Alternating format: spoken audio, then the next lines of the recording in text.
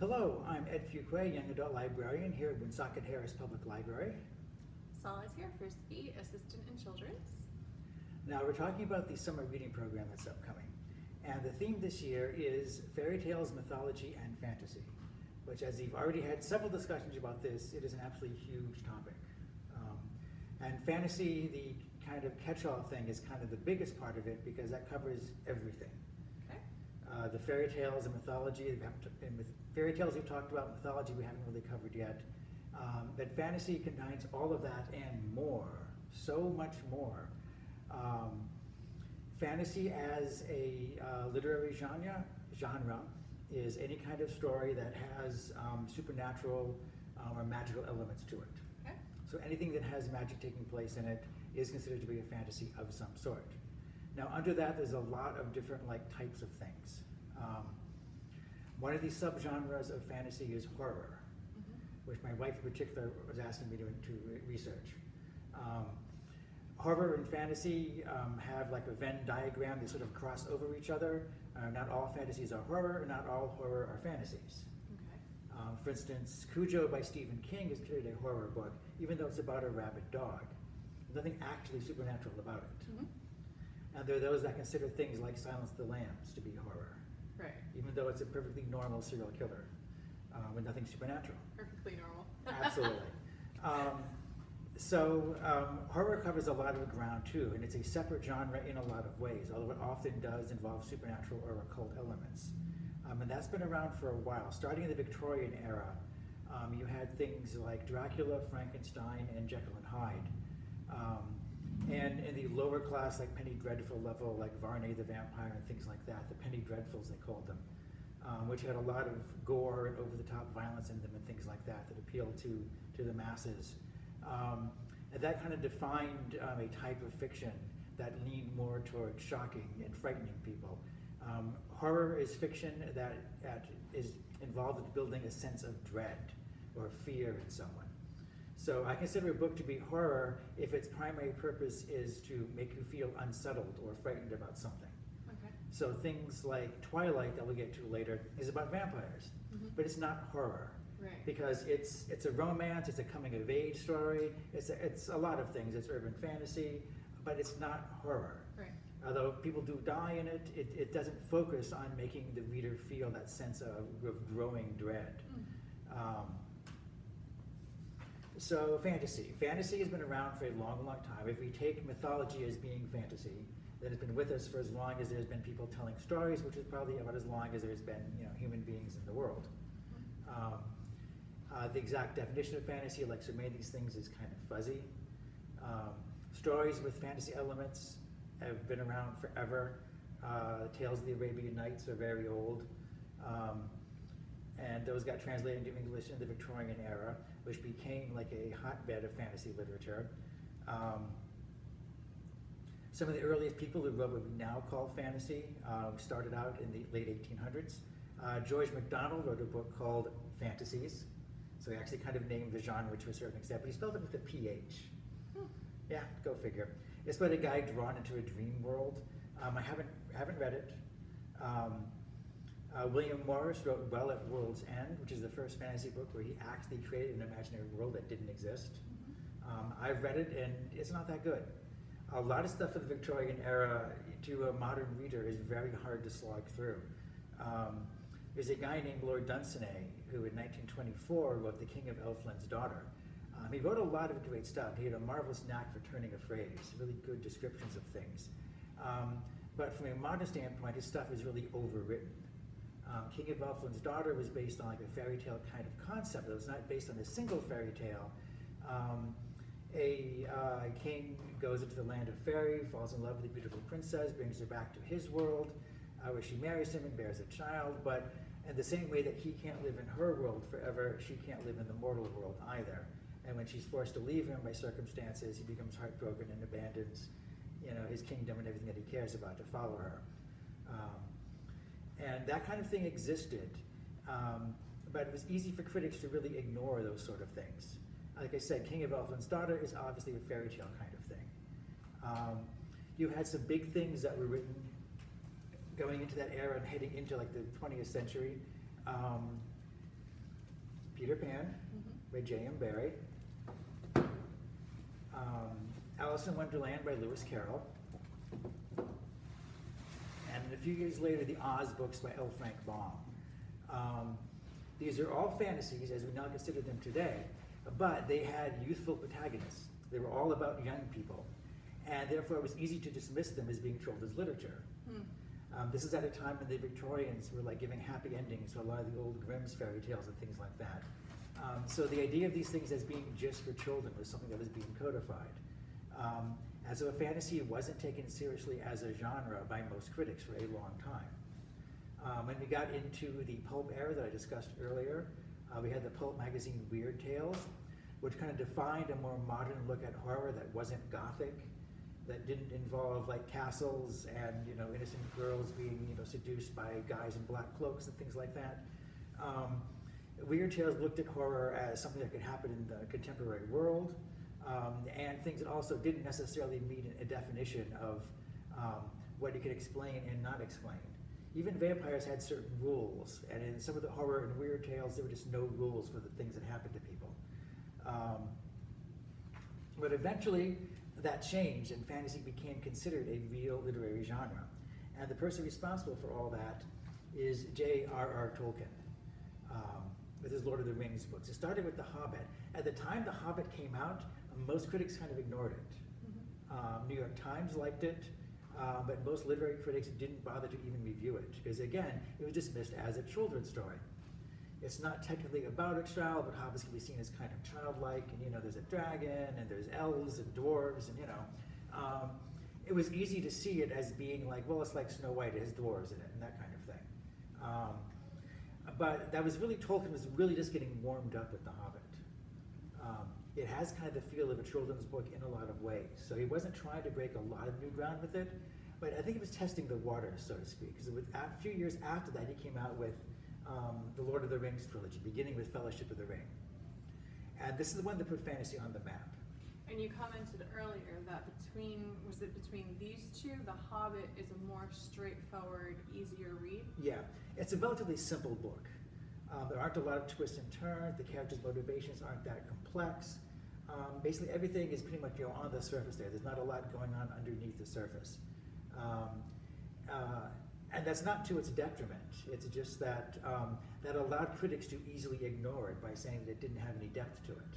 But maybe the perfect starting place for an emerging middle school reader. Yeah. Yeah, well, young people have always been drawn to The Hobbit, right from the second it came out. Fellowship of the Ring was a different beast, though. Fellowship of the Ring is written more for an adult audience, and it still involves hobbits, and it still has elves and dwarves and all that stuff that he had already established.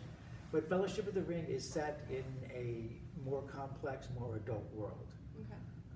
Characters have deep motivations. Characters conflict with each other about important things. For good or ill, it set the idea of the quest to defeat an evil overlord as being the defining, trope of the fantasy genre. And it took several decades for fantasy writers to get out of that sort of that Tolkien-esque way of looking at the world. But J.R.R. Tolkien was an enormously talented writer who put a tremendous amount of work in it. He was a scholar, a linguist. The amount of history and language and mythology that he wove into his world made it impossible for critics to completely ignore. They did ignore it when it actually was first published, for the most part. Mm-hmm. It didn't really make much of a wave, but it became a cult hit. It was published in the 50s, but by the 60s, word of mouth had spread from one person to another. There was a Time magazine article on Tolkien in which they said that Frodo and Gandalf were more popular on campus than like John Lennon and Paul McCartney, which may or may not have been true. But the youth movement of the 60s, as we call it today, embraced Lord of the Rings and the Hobbits as being, defining a certain type of hero. War and sacrifice and things like that were something kids in the 60s were growing up with. Mm-hmm. And they embraced Lord of the Rings tremendously. And that kickstarted the entire fantasy genre. And in case there were critics that were still kind of ignoring Tolkien, shortly after Lord of the Rings came out, C.S. Lewis wrote the Narnia books. This is Lion, the Witch, and the Wardrobe, which is the first book in the Narnia series that everyone reads. Even even though technically it's the second one. It has a number 2 right on the spine. Because he later wrote a prequel that's supposed to come first, but virtually no one ever reads that first. The Magician's Nephew is always read after, even though it chronologically comes first. But every publisher intuitively puts a number 1 on the spine of Magician's Nephew, as C.S. Lewis wanted. Where did The Lion, the Witch, and the Wardrobe, where was it on the timeline in respect to Lord of the Rings? It came out right after Lord of the Rings. Okay. Now, the interesting thing is that C.S. Lewis and Tolkien were friends. Yes, they were part of a sort of a club called the Inklings, who got together at a pub and tossed back a few pints and exchanged ideas for stories and things like that. And so early versions of Lord of the Rings and Lion, the Witch, and the Wardrobe were obviously discussed over several pints at this pub. In some ways, the books are kind of like in polar opposite of each other, because religion was very important to C.S. Lewis. That's what he was really famous for, was his writings on like modern Christianity and things like that. And so the Narnia books are very specifically set in a fantasy world that's explicitly Christian. Okay. You know, Aslan is Christ, in case he doesn't make it obvious enough. And so you can still read them as just straight fantasies, but religious allegory was what he had in mind when he wrote it. And he felt that you had to have something as a basis for your fantasy world, and he chose Christianity. Despite populating with a lot of non-Christian things like satyrs and centaurs and things like that. Tolkien, on the other hand, thought that Lewis was wrong, that you could write a fantasy book without that kind of a backbone to it. You could just make it up. Okay. So he did. He borrows a lot from like Norse mythology, the dwarves and things like that, but a lot of Lord of the Rings was just something Tolkien made up. And he established the idea that you can make up your own universe with your own rules to tell the kind of story that you want to tell. So fantasy was now on the map. People could review it and talk about it, with a straight face in public. It was no longer considered for kids. And also, like all literary genres, it broke down to a bunch of different like subcategories, because fantasy is so enormously broad. And again, you can go on and on like forever about this stuff. Lord of the Rings is now considered to be high fantasy or epic fantasy. Those involve usually completely imaginary worlds. They involve usually a quest to go somewhere or to do something, to defeat an evil villain, to slay a dragon, to do something important, that the characters all have to go somewhere and do something. They can cover enormous lengths of time. I mean, technically, Tolkien wrote background material for Lord of the Rings that goes back to when his universe was literally created. He has that much backstory to it. You don't have to go into that kind of depth and detail, but there are fantasy writers that to this day do. Earlier than Tolkien, actually, in the days of Weird Tales, the pulp magazine, one of the things that evolved was sword and sorcery, or heroic fantasy. Conan being the most famous. Although Eldrick of Melniboné by Michael Moorcock may be like the classiest of all the sword and sorcery heroes. The sword and sorcery mostly involves big, brawny guys with swords killing monsters and evil wizards. Conan was a barbarian who had no use for civilization. He mocked and sneered people that lived in cities because they were soft, and he hated magic. Grr, magicians, I hate them, he would say repeatedly. Because magicians always inevitably wound up trying to kill him. So it's no surprise. But no matter how powerful a magician was, he was always weak enough. Conan could hit him from behind with a club or run up to him while he's casting a spell and stab him to death, which is how several of the Conan stories end. But he killed his fair share of monsters, rescued a number of damsels. He was seen as being a raw, rough-hewn character. Robert E. Howard came from Texas, and Conan can be seen as like the guy that lives in the woods and talks to bears and things like that. But Howard had one of those like vivid imaginations and a powerful writing style that draws you into the story. He wound up writing about Conan's entire life, beginning when he was a kid and ending when he was an old man and as a king ruling the kingdom of Aquilonia. He wrote them out of sequence, and some publishers have tried to put the Conan stories back into sequence again, so they make more sense. But that means that some of his best work was the later ones, later in Conan's life rather than the earlier ones. Howard wrote down the stories as they occurred to him. He once said in an interview that he imagines that he and Conan are sitting around a fire talking, and Conan's talking about his life pretty much randomly. And so that particular set of Conan books does it with the order in which he wrote them and published them, which is a pretty good way of looking at it. Conan became huge beginning in the 70s with the comic book series of Marvel Comics, written by the great Roy Thomas, who took all of Howard's stuff and cleaned it up and polished it and made it look really awesome. I honestly think Roy Thomas put more work into Conan's universe than Robert D. Howard did. But it was tremendous work that made Conan like very popular, very famous, that led to the Schwarzenegger movie that made him even more popular. And then he goes in and out of popularity. There's at least like 2 Conan projects floating around right now that have come out. So I'm sure he'll be back. He does define a certain like type of fantasy. But there's all kinds of fantasy. There's something called cosmic fantasy or cosmic horror, which deals with things that man was not meant to know. Wait, are those 2 separate things, or? They're kind of the same. They're horror that are definitely fantasy because they involve things that are far beyond our world. Okay. The master of that, and the guy who kind of invented the genre, is H.P. Lovecraft. H.P. Lovecraft is a Rhode Island author. He wrote everything when he was living in Providence, Rhode Island. His home has been preserved on the campus of Brown University right now. This is At the Mountains of Madness, one of his longer pieces, not necessarily one of his best, about an ill-fated expedition to the Antarctic. What Lovecraft was great at was writing stories set ostensibly in the real world, where things happen that gradually make you like doubt anything that you're seeing. You're drawn out of the real world, and you suddenly, he peels back the layer of reality to show you things that are going on, how the universe really works, and it's always horrible. He saw mankind as being tiny, helpless creatures like bugs with these cosmic forces clashing all around us that we're unaware of until we get stepped on. His most famous one is Call of Cthulhu. That was the centerpiece of the Cthulhu cycle, stories he set involving a set of elder gods and the cults, the various cults that worship them. Call of Cthulhu starts out with a series of completely random things. A sculpture starts carving something. He's a student at RISD because of a series of dreams that he has. Someone is mysteriously murdered getting off the ferry from Newport. Totally random things that have no connection to each other. And then the guy who's investigating slowly begins to piece it together. It's like a mosaic. It starts out with random things, and gradually it comes together till this full picture occurs. There's something out there, something horrible that really can't be pronounced by human tongues, but it's spelled Cthulhu. And it's coming, it's on its way here. As it starts to push its way into our world, the world changes to accommodate it.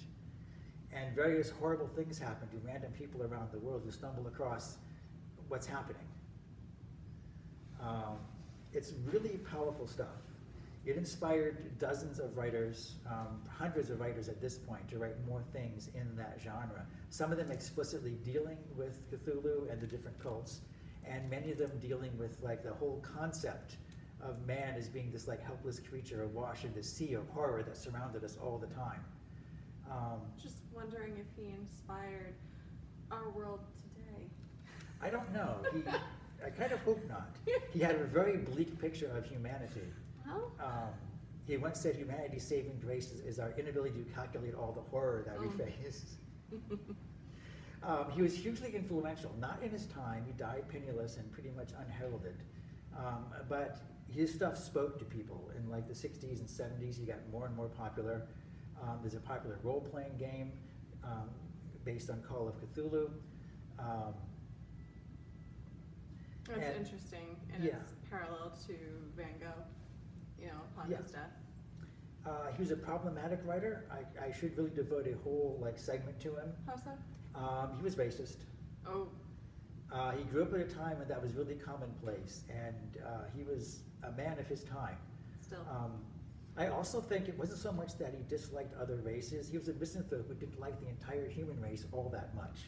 Okay. I'm not sure It's more Lovecraft liked relatable. anyone, including himself. But who else would write stories like that?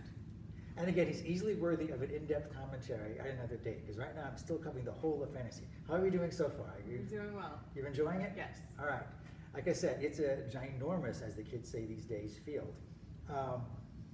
One of the other genres, and investigating this, I found that some books and some websites use the phrase low fantasy, and some use magical realism.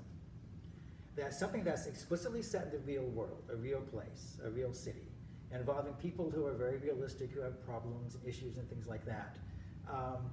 But something magical is in their lives. Okay, Though would be often- a low fantasy. Yeah, low fantasy, but it also blends into magical realism a lot, where you have like a single fantasy element.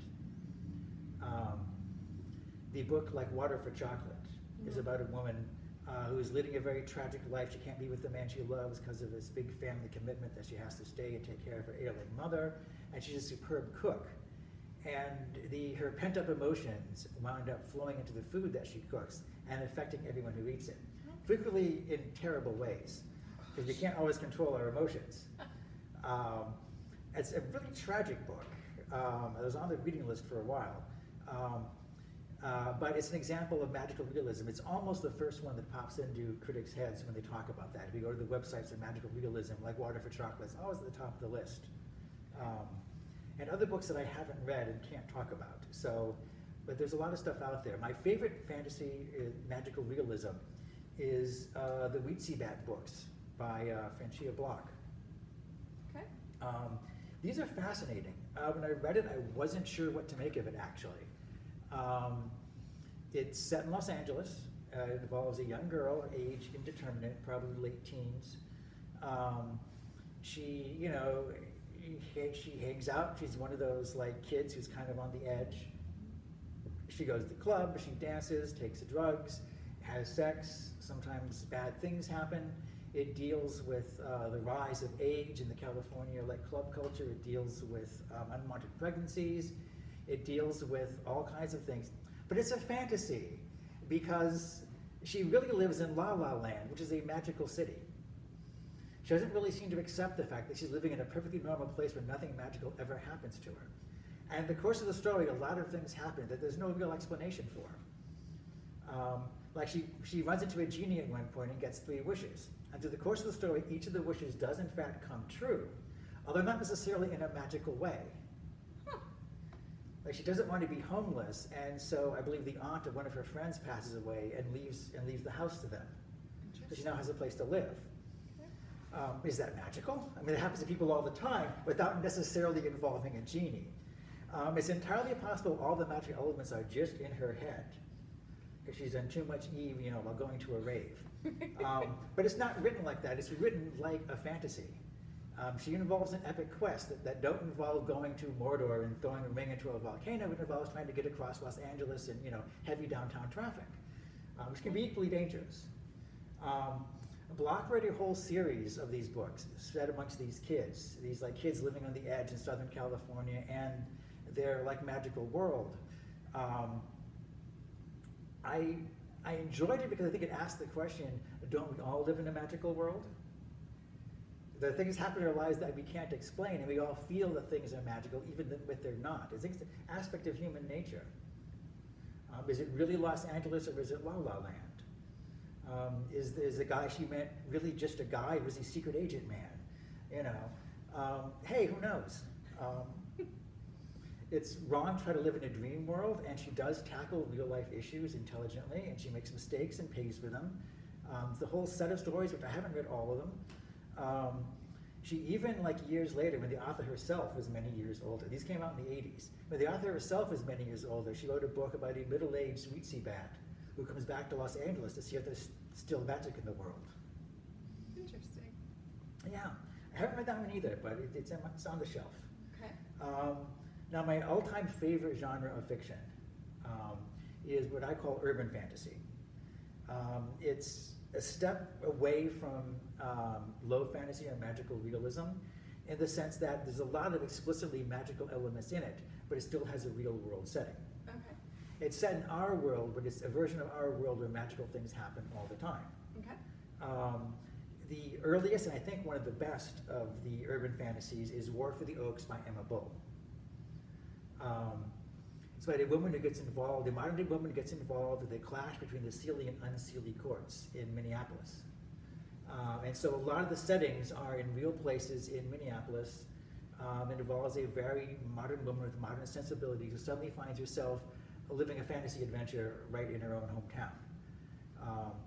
The idea there's magical forces at work in our lives all the time that we're just mostly unaware of. And for the most part, the general public never finds out that this world is magical. It's protected from them. It's the masquerade, as they call it in the vampire role-playing game, that people can't be allowed to know how the world really works, or everything will just collapse. So they have these magical adventures, but it's all secret. She's a normal person as far as anyone knows. No one suspects she really plays a role in the shifting politics of the fairy court. That's just a heartbeat away from our world. This is something similar to a lot of folklore and mythology, deal with the gods or the fairies live in a magical world that's not quite our world, but almost. If you step into a fairy ring of mushrooms, or if you take a wrong turn in the forest, you suddenly find yourself, like, not in the world that you know. Right. Far from the fields that you know, I think it was Lord Dunsany said. In one of the Celtic mythology stories, a king is out chasing a white hart, a completely white deer. This, of course, is magical. You should be very careful when you do things like that. So he follows the deer and catches it. Then he turns around, and the path that he came in isn't there anymore, because he's not on the earth. He's somewhere else now, a world where he's not a king, and has to find his way to come back to everything that he knows and loves. And so urban fantasy is about our world is just like that. You step on the wrong bus, get on the wrong subway train, and you never know where you'll wind up. One of the modern masters of urban fantasy is Charles DeLint. Someone donated a whole set of Charles DeLint books, most of which I cataloged. He's not that popular a writer. His stuff doesn't fly off the shelf. He's very, very good at combining magical things with realistic things. Characters that have lives and problems you can identify with, who also have to deal with fairies and elves and curses and things like that. He created his own town called Newford, which is sort of on the Canadian border. It's an ordinary town on the surface. You could pass through and never know that all these magical things are happening all the time. That the pikey girl with the spiky black hair is actually a shape-shifting crow, and that there's someone who magically put her spirit into the internet, and that kind of thing. Charles DeLint's books are very good if you like that sort of thing. Probably the most famous urban fantasy is the Border Town books. Border Town was a series of short stories that were put in several different collections, which went out of print and then came back into print again. I think most of Border Town stories are available now. In Border Town, all of a sudden, the fairy world appears, a magical world appears, and the Border Town is what separates the real world from the magic world. And young kids particularly want to cross over and go live in the magical world, even though things are really harsh in the magical world and horrible things happen to innocent people all the time, because that's kind of the nature of magic. So these things, they're very good stories. Border Town, again, is a realistic place. One of the amusing things I like about the stories is there's a big question. When you come to Border Town, will you be sucked up by it and destroyed, or will you thrive there? And sometimes the people that seem the most mundane thrive in the magical world, and the ones that seem most connected to magic still underestimate its powers and are destroyed by it. I've covered a lot of ground. I want to hear your opinion. Well, I'm wondering specifically about this Border Town. So, is it does it have elements of both, just the plain regular world and the magical world? So, because it's like a buffer, right? Yes, the Border Town has both, which is why you can survive there even if you're not magical. But you're still just a step away from a world in which everything is magical. Okay. There's a lot of the elves that live near Border Town. The elves really live somewhere else, in a place that you can't get to because you're human. But they come to Border Town to kind of take pictures of the locals and things like that. I was gonna say, what is the draw? Elves come to Border Town the way American tourists go to Tijuana in Mexico, Okay. Which is really horrible, but that's the way it works in Border Town. It's edited by Ellen Kushner and Holly Black.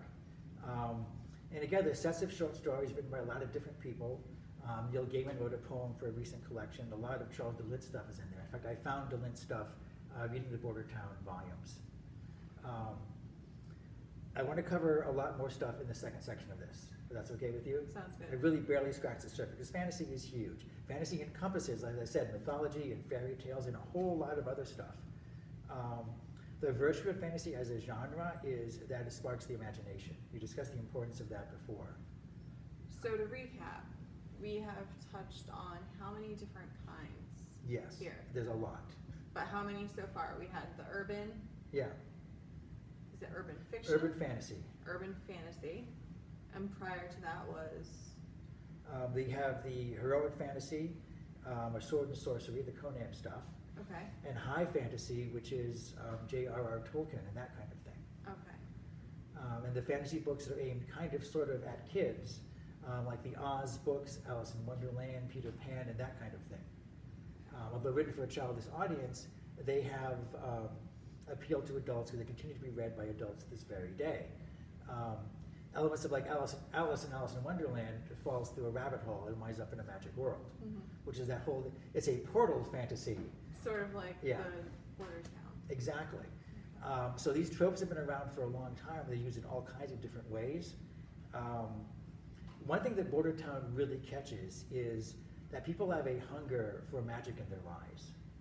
A lot of people want to believe that there is magic. And I've known people who had tragic things happen to them because they kept believing in things that just weren't going to happen, or things that just weren't real. But also, you need magic in your life.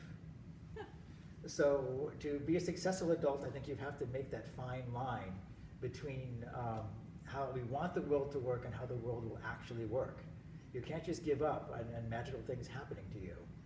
So believe in magic, but create your own. Yeah, you have to. It always bothers me, the whole Disney thing about wishing on a star and your dreams will come true. No, you wish on a star, then you sit down and you put your nose in the ground and start to Make do it the hard happen. work to make your dream come true. There you go. Disney toiled for years producing cartoons that today almost no one remembers. And the rights to them all got taken away from him. Eventually the Disney studio, after decades after Walt's death, actually reacquired the rights to Oswald the Lucky Rabbit, the first character Disney created. Oh, wow. Because it was owned by somebody else and Disney couldn't use him forever. Mickey was created to be a replacement for Oswald the Lucky Rabbit. That was all Mickey was originally, because he couldn't do Oswald cartoons anymore. And the early Disney cartoons were distributed by another company that took the vast majority of the profits. So he saw very little money from his early work, which is why he formed Buena Vista, which was his own distribution company. So he controlled the entire chain of production from creation to distribution right to theaters. Wow.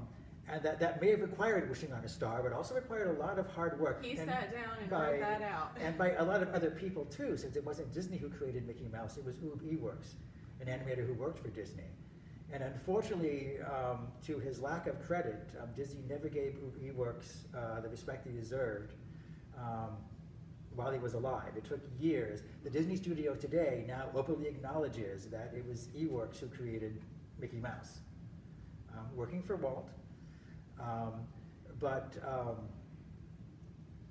It's a fantasy. He created a fantasy world, but at the same time, it took a lot of real world work to make that happen. When you got a tour of Disney World, they were talking about the relationship between Walt and his brother Roy. Mhm. And that Roy was much more of a pragmatist, much more of a hard-nosed kind of guy. And it was Walt Disney that had the ideas, but it was Roy Disney that actually, got the financing from the banks, Right. hired the right people to build Disneyland and that kind of thing. Yeah. He handled the day-to-day construction of things in a way that Walt wasn't willing or able to do. People say it's called like Disney World rather than Walt Disney World because it really represents both brothers' dream and hard work. Absolutely. So we'll talk a lot more about fantasy next time. Again, it's a huge topic. There's so much to discover. Until then, take care of yourself. I have been Ed, Solitaire. and we'll see you again next time. Thank you.